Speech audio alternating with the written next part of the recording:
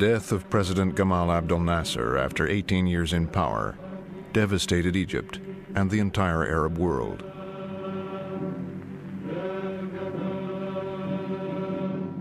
His successor, Vice President Anwar Sadat, was considered little more than a figurehead.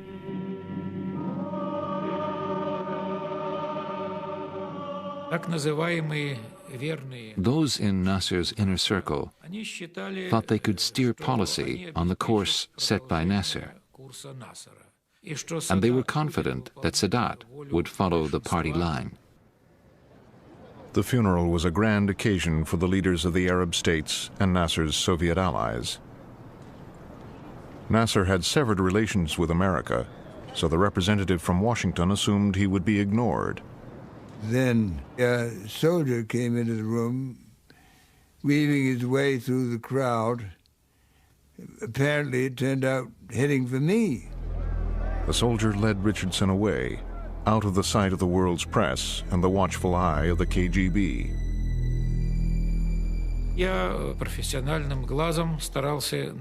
I was trained to spot anything that was going on, but it was difficult in that chaos. We went down the stairs. The lower floor was darkened, and propped up in the hospital bed was the man who had just inherited the presidency of Egypt.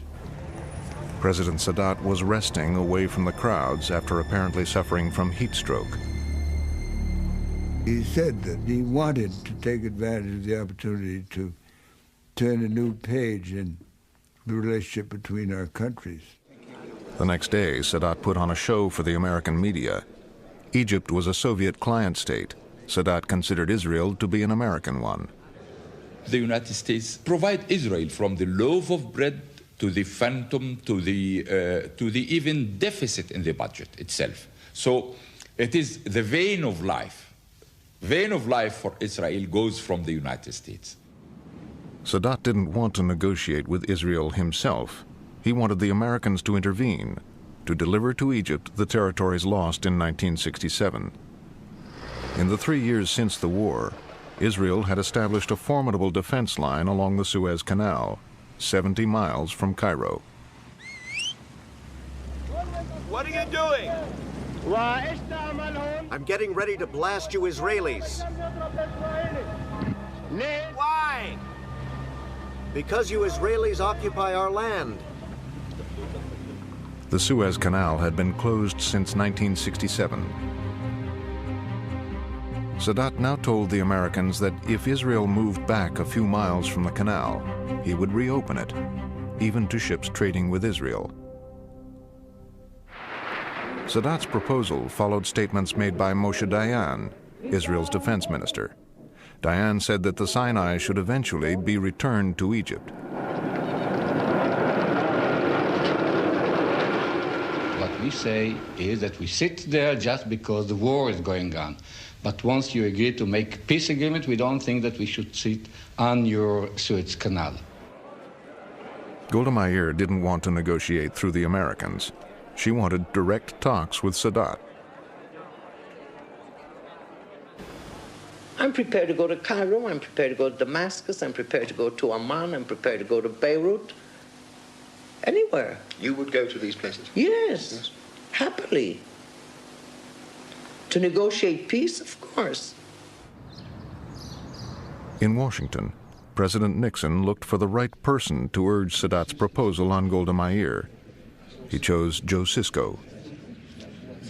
I can recall the words to this day. He said, "Joe, press Golda. Press her hard, but don't cause a major Donnybrook between Israel and the United States."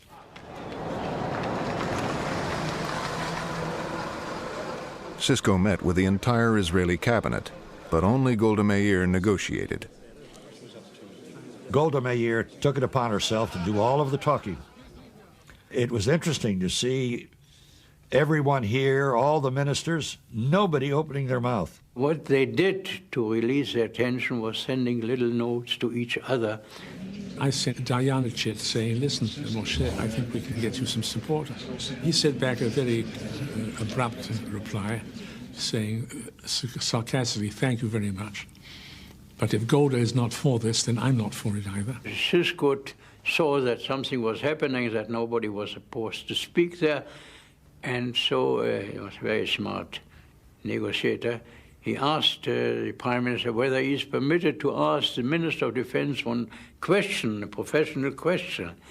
So what could she say? I said to him, Mr. Minister, if we don't do anything, what do you think is going to happen?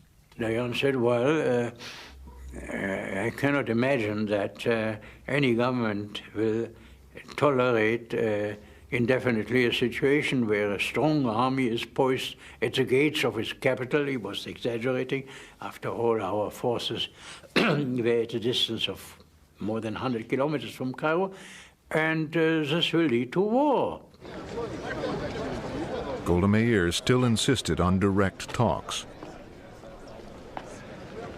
The next day, I walked up with these flowers, rather gingerly, and she said to me, "Oh, Joe, now you're saying it with flowers. It won't do you any good." In Cairo, Israel's rebuff almost brought about the downfall of the man who had proposed the initiative, Anwar Sadat. So he reversed course and tried a tactic more likely to win Arab support. War is now inevitable. Whatever the price, whatever the sacrifice, we will not back down. We will not give up 1 centimeter of Arab land. I thought of Sadat as a character out of Aida. I didn't take him seriously. He kept making grandiloquent pronouncements. He never acted on them. So I, frankly, thought he was bluffing. Kissinger was too preoccupied with the Vietnam War to give the Middle East much attention,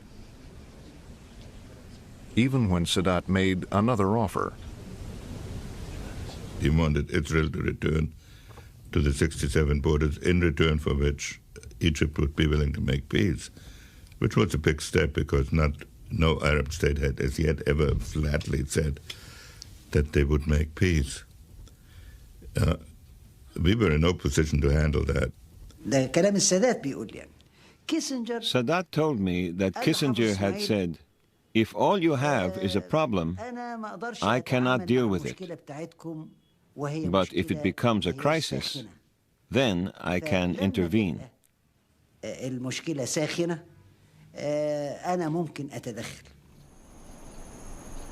Disappointed with American diplomacy, yet still unwilling to talk to Israel directly, Sadat set out to prepare for war. The High Command met at Sadat's house in Giza. Sadat told us, there is no hope of a peaceful solution, and I will not surrender to Israel. So our only option is war. He said, get me back just 10 centimeters of the Sinai, and I will negotiate a miracle. Sadat then proposed a secret alliance with President Assad of Syria. They agreed to plan a joint attack on Israel.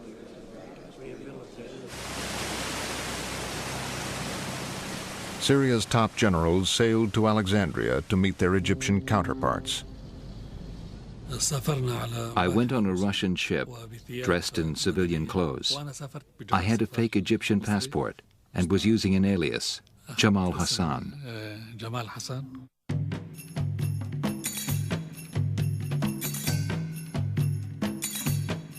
Once they arrived, they kept up the subterfuge. In the evenings, we went to a nightclub, the Mumtaza. We were drinking and having fun. We wanted people to think we were just enjoying ourselves and that we did not have a care in the world. At the hotel, the generals discussed the plans for their joint attack and decided on a special date. The 6th of October was Yom Kippur, the Day of Atonement. For the Jews, it is a holy day, a day of rest. The Syrians hoped at least to recapture the Golan Heights, taken from them in 1967. To keep Israel's troops tied down, they needed Egyptian forces to advance across the Sinai. But the Egyptians had their own plan. They intended to limit their advance to territory protected by their anti-aircraft missiles in Egypt. Our missiles could protect us for up to 12 kilometers. That would compensate for the inferiority of our Air Force. Egypt's chief of staff urged Sadat to stick to their own plan. He said, okay, we'll draw up a plan to show to the Syrians. This second plan had us advancing to the Sinai passes, but it was done just for the Syrians. So it was agreed that the Egyptians would advance to the passes. They would pause to reorganize and then go forward again. Meanwhile, we would occupy the Golan Heights.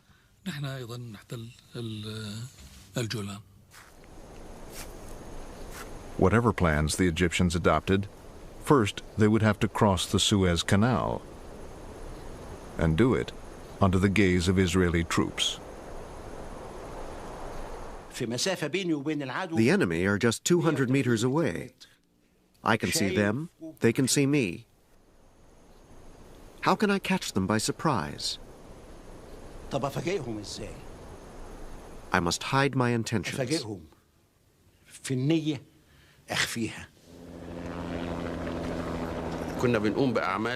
We carried out many military exercises. The aim was to deceive Israeli intelligence. We wanted them to think we were expecting an attack from Israel. Now, the presidents of Egypt and Syria also set out to deceive their fellow Arab, Jordan's King Hussein. They claimed Israel was about to attack them. Sadat and Assad were worried about an attack on Syria that could have one of its hooks come through northern Jordan. In the final analysis, I assured them that as far as we were concerned, no one is going to use our country to attack anyone. King Hussein smelled a rat. The last time Egypt and Syria had maneuvered him into a war with Israel, he had ended up losing a large slice of his kingdom. So he flew off alone, telling no one he was going to meet Golda Meir.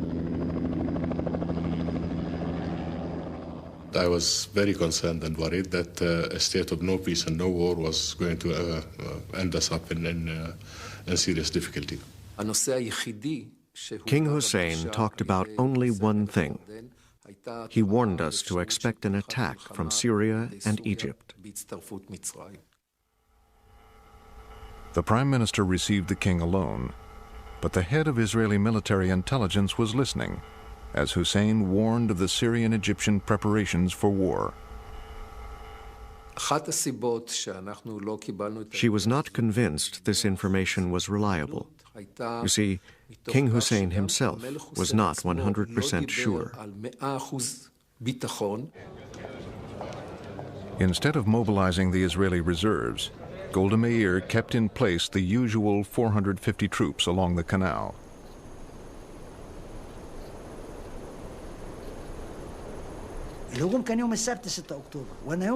The attack was due on Saturday, October 6th.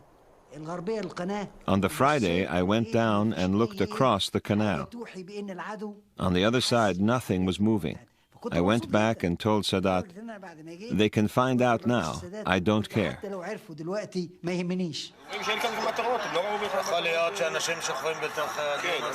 It was not till dawn the next day, as most Jews were preparing to go to synagogue for Yom Kippur, that Israeli intelligence finally became convinced that Egypt and Syria would attack within hours.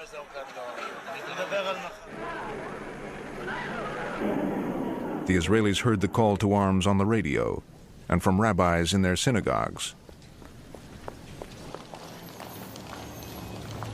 At 2 p.m., as civilians were reporting for duty, Egypt opened fire.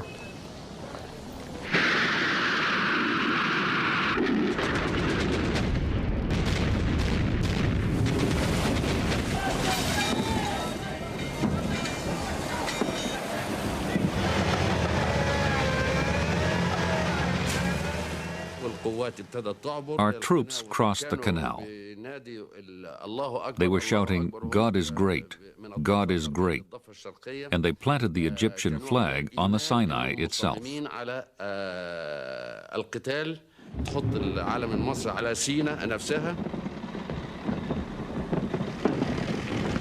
About 6 o'clock, I told my people, my forces, felicitations. The Israelis has lost their balance. Sadat's armies drove the Israelis from the Suez Canal. Israel's Air Force tried to retaliate, but failed to break through Egypt's missile cover.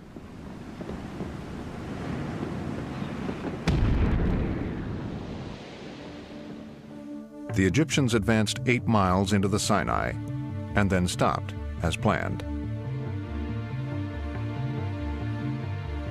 In the north, Syria's attack also caught Israel off balance. 600 Syrian tanks rolled over Israel's defenses and across the Golan Heights.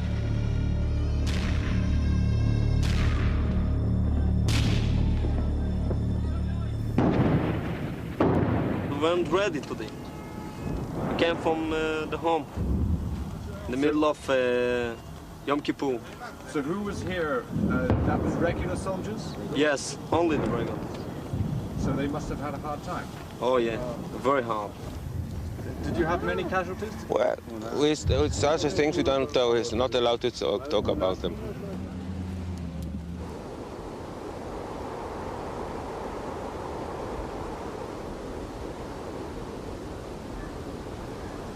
The Syrians were expected to press their advantage.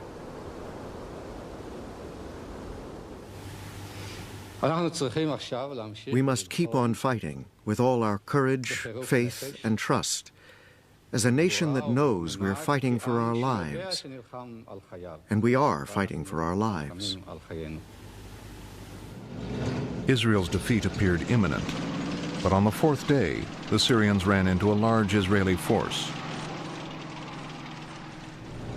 Israel had been able to divert troops to the Syrian front because the Egyptian army had halted. Syria's President Assad demanded to know why the Egyptians were not advancing through the Sinai as agreed.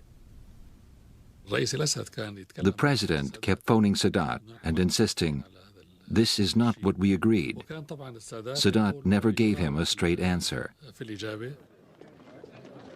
Syria appealed over Sadat's head to the Soviet Union, still Egypt's patron. The Soviet Prime Minister came to Cairo to sort things out. Prime Minister Kosygin kept asking Sadat why his forces had stopped without taking the Sinai. He was infuriated by Sadat's answers.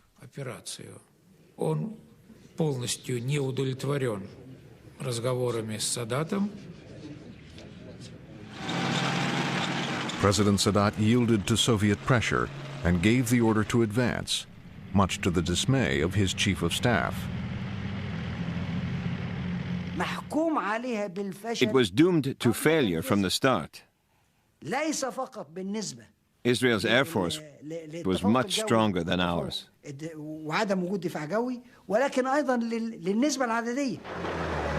Now the war began to swing Israel's way.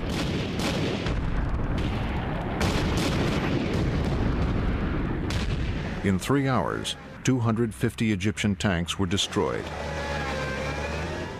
But Egypt still had 2 armies in the Sinai. The Israelis planned a daring coup. They set out to cut through the gap in the Egyptian lines, create a bridgehead over the canal, and sweep around to isolate the Egyptian Third Army.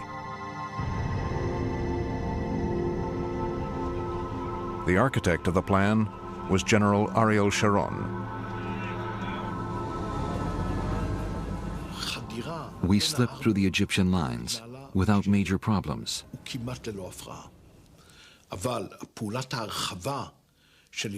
But when we reached the canal,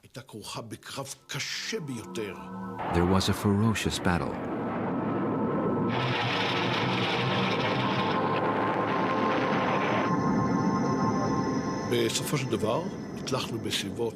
Eventually, at 1 in the morning, the paratroopers crossed to the other side in dinghies. The next day, Israeli forces raced across the canal to secure their bridgehead. I was at the canal. I could see the tanks crossing and the trees on the other side.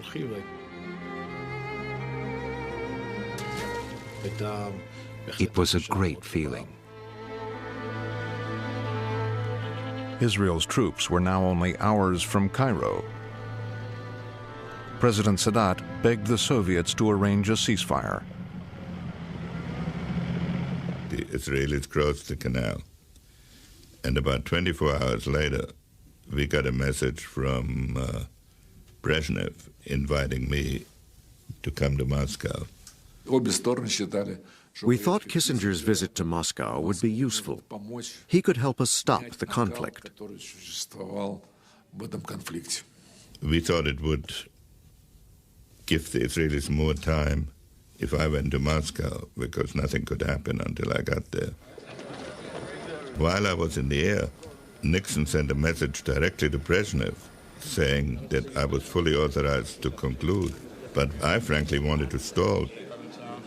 The Soviets were in such a hurry to end the fighting that General Secretary Brezhnev led the talks with Kissinger himself. He insisted that the advance be stopped. In return, Kissinger wanted the Arabs to recognize Israel's right to exist. What we said was that there should be direct negotiations at some point between the Arabs and Israel. I told Brezhnev I would carefully communicate everything he said to Washington, but that there had to be some time interval so that I could get the president's views. And he said, no, here's a message. And he gave me power of attorney, that, in effect, power of attorney that the president had given me, which did not thrill me. The Secretary of State realized he could stall no longer. While still in Moscow, he agreed to terms for a ceasefire. But it was another 5 days before the war ended. During that time, the Israelis encircled the Egyptian Third Army.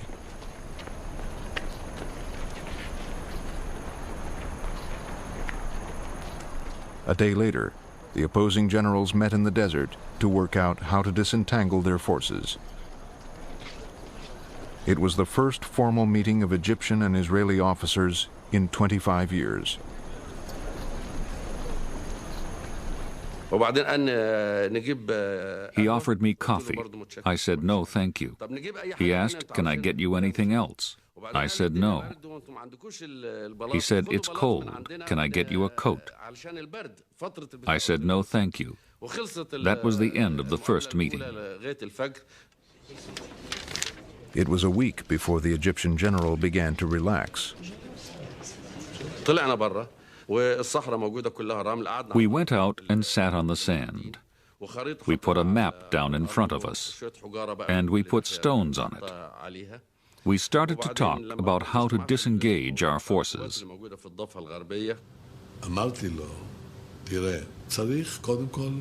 I said, look, we have to end the friction between our forces. The answer is, you go back to the west side of the canal, and we will pull back to the east side.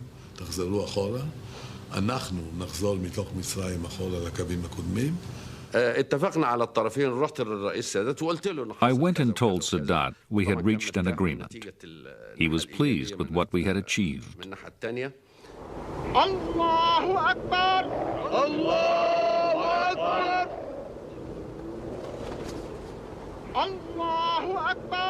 Each side's dead were returned, and Israel allowed supplies through to the trapped Egyptians. But Sadat wanted more than a ceasefire and a disengagement. He wanted the Sinai back. But once again, he would talk only to the Americans. He came out in military uniforms and said, I need a Kissinger plan. I agreed to do a shuttle and settle it fast, and he said he would make major concessions to make it possible. Kissinger decided the way forward was to bring all the parties to a peace conference in Geneva. I never thought you would kiss a woman. It's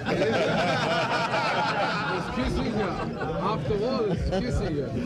I wonder who's kissing her now. The Egyptians and Israelis agreed to attend the conference. And then there was President Assad of Syria. I had heard he was impossible, but he greeted me with extraordinary politeness and courtesy. And I said, you know, it's amazing. They all accuse you of being so difficult. Whenever Kissinger wanted to change the date or venue, President Assad agreed. Kissinger told him, "You are so accommodating." I got overconfident, and I said, is there anything I should have asked you that I didn't? He said, yes, you didn't ask me whether I'm going to the conference. I said, are you? He said, no. Assad did not want to negotiate with Israel. But Kissinger was able to get the rival armies to disengage.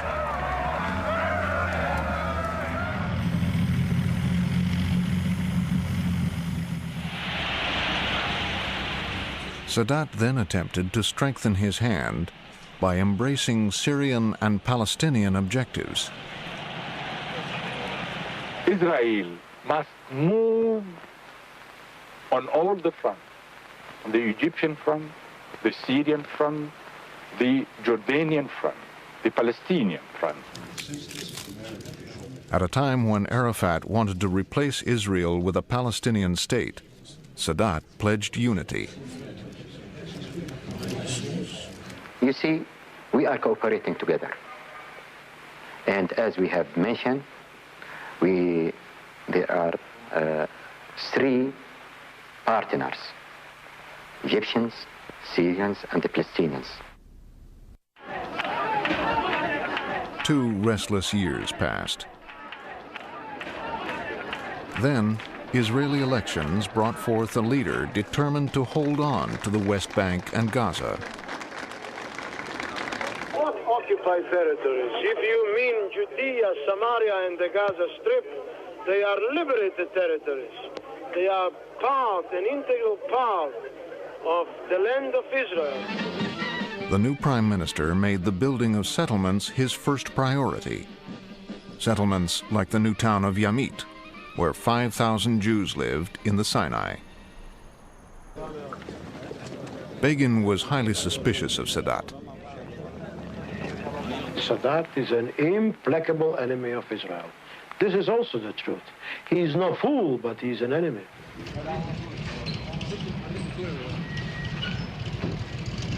Sadat's response would write his name indelibly into the history books. He announced he would make a keynote speech to the Egyptian parliament. He invited the leader of the PLO to attend. Arafat was happy to be in the parliament, and he was happy that Sadat is paying attention to the Palestinian problem.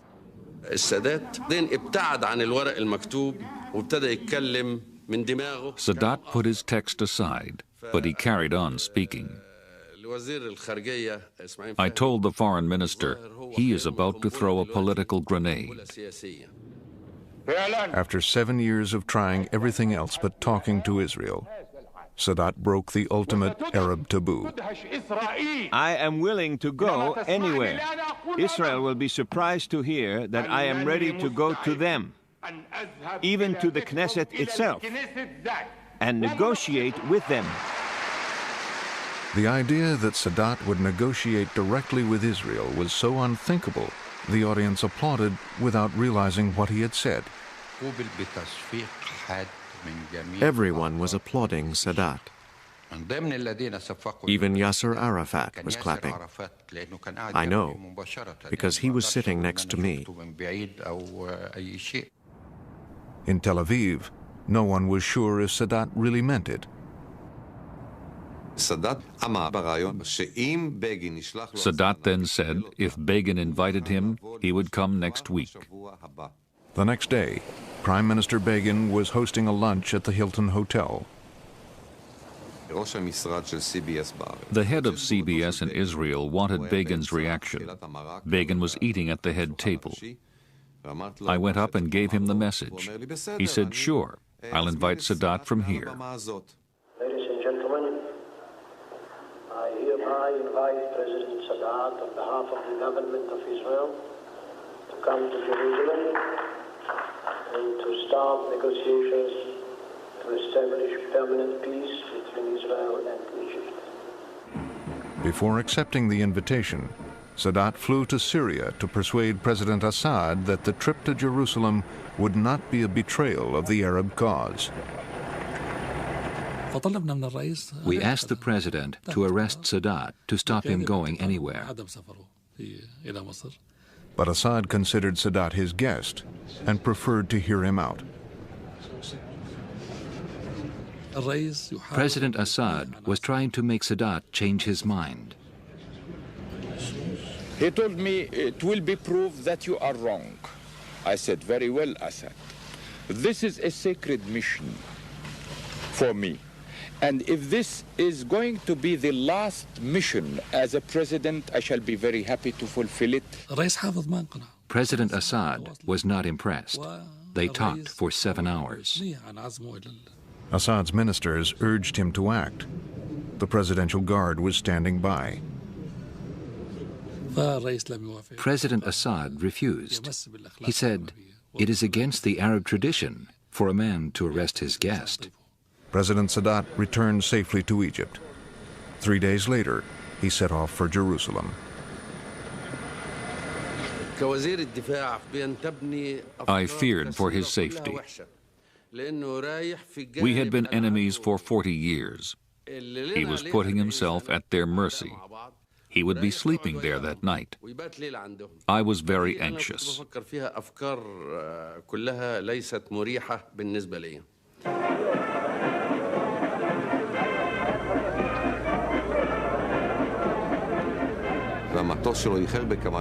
Sadat's plane was late.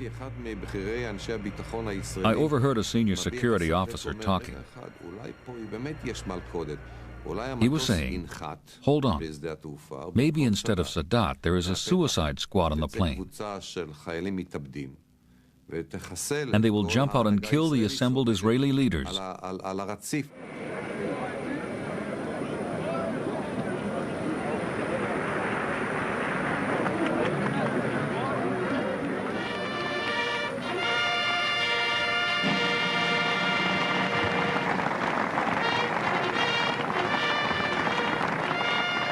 When we arrived in Tel Aviv, it was like I was coming to outer space. It means it was something completely new.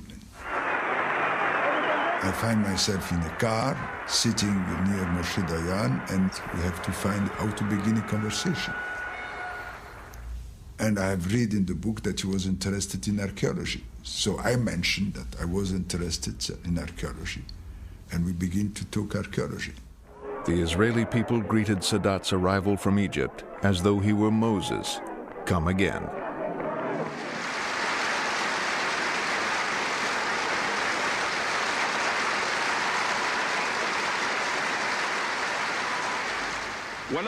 I come to you today with a firm desire to make peace. Sadat offered peace, but he was careful not to abandon the other Arab states or the Palestinians. There are Arab lands still under Israeli occupation. We insist on complete withdrawal from these territories, including Arab Jerusalem.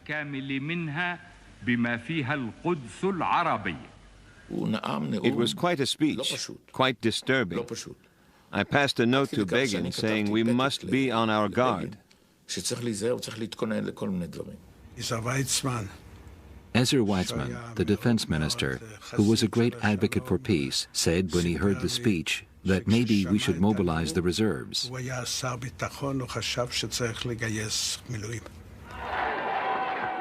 The visitors went from the Knesset to a dinner in their honor. It was a kind of dinner where there was not much talk.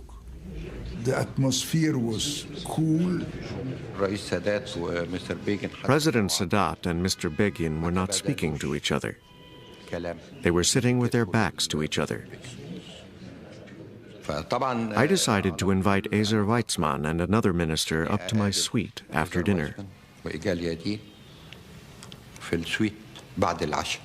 Mustafa Khalil told me, we have to do something.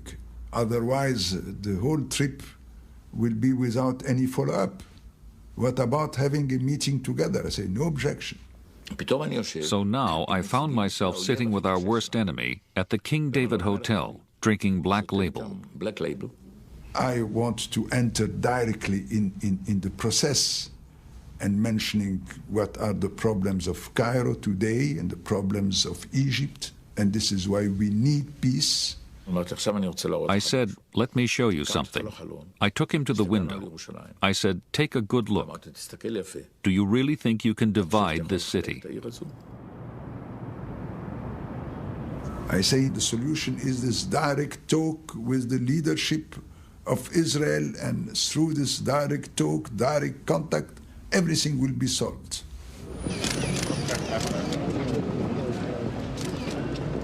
It wasn't that simple. After the trip to Jerusalem, the two sides continued to talk for 7 months.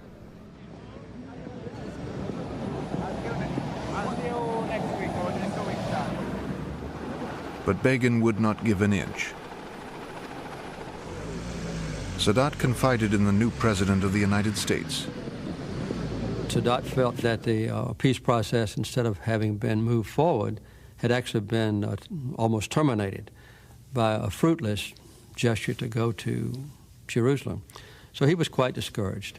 I asked President Carter, the Senate, the Congress, to take their share as full partners in the dispute that's between us and Israel. I'm waiting for this moment. I found myself isolated from all my advisors. All of them thought that it was a bad idea. President Carter then set out to resolve 30 years of conflict in a week of talks at the presidential retreat at Camp David. We arrived by helicopters, and we find this kind of small bungalows in the forest. People quite relaxed. People were using bicycles, and it was quite strange for us. Some of the Americans even brought their children. The National Security Advisor challenged Israel's Prime Minister to a game of chess and got a preview of his negotiating technique. I was about to make my first move when he dramatically seized my hand in midair and looked me straight in the eye and said, and he's always very serious and formal, Dr. Brzezinski, do you know when I played my last chess game? And quite frankly, I was a little dismayed because I couldn't care less. And he says to me, September 1940, when the NKVD broke into my hiding place in Vilna to arrest me. So I said to myself, oh my God. And in the midst of the game, Mrs. Begin appears. She looks at us and says, oh, the two of you are playing chess. You know, Mr. Brzezinski, Menachem just loves to play. He just loves to play. He plays all the time. When President Carter brought the two leaders together, Sadat listed the demands: the return of the Sinai to Egypt and a Palestinian state in the West Bank with its capital in Jerusalem. Sadat and I both knew that this was not going to be at all acceptable to me or the Israelis. We all hit the roof, not just Begin. They were taking a hard line. We all said, this simply won't work. They wanted to storm out, to terminate the talks. And I jumped up from the desk where I was sitting and writing and got in the door in front of them. And I wouldn't let them get out of the room until they both agreed to let me try to continue. And after that, the two men never saw each other for the next 10 days.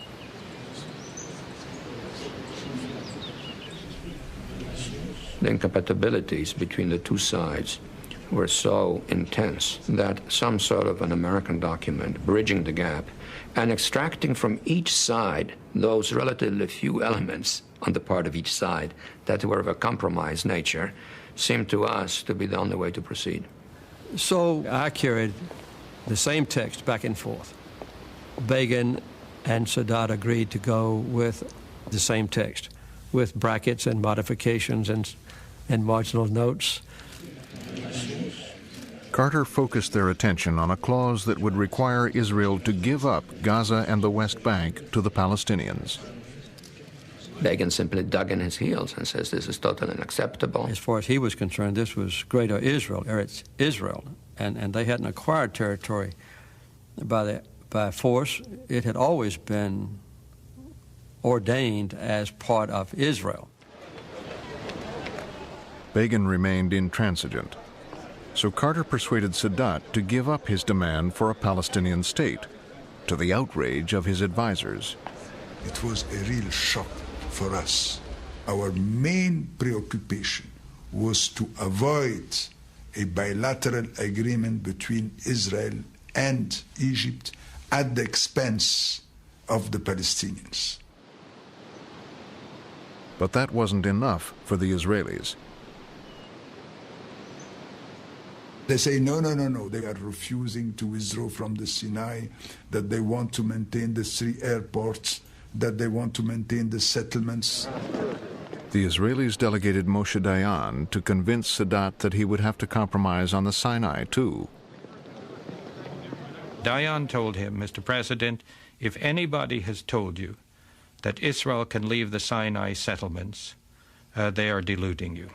President Sadat was so upset that he asked me for airplanes. He said, I'm leaving.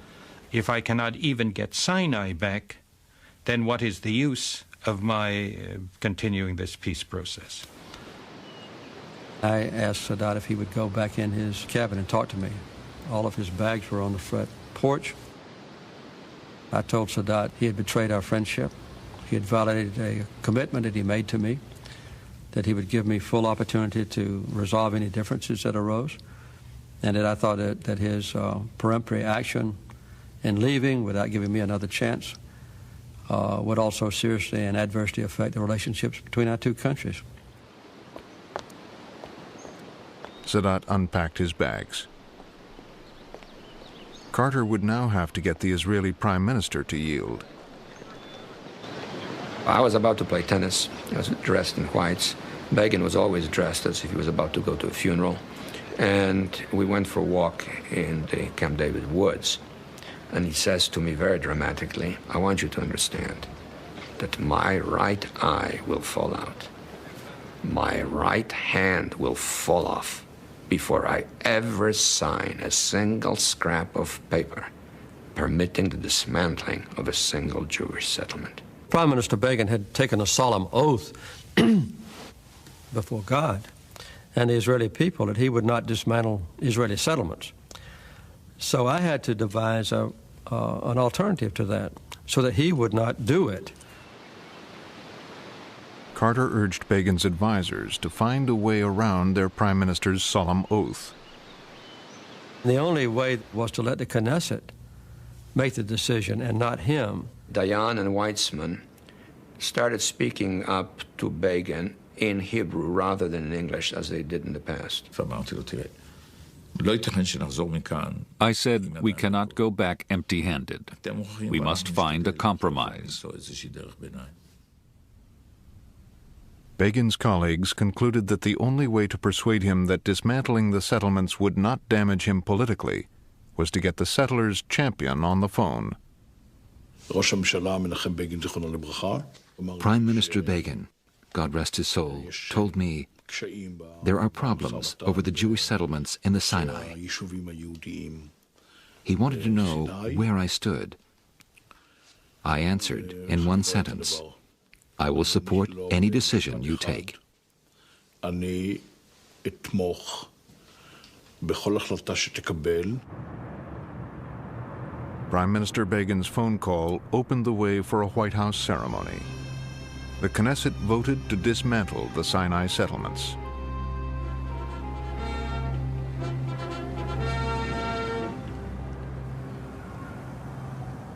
Egypt became the first Arab state to recognize Israel's right to exist.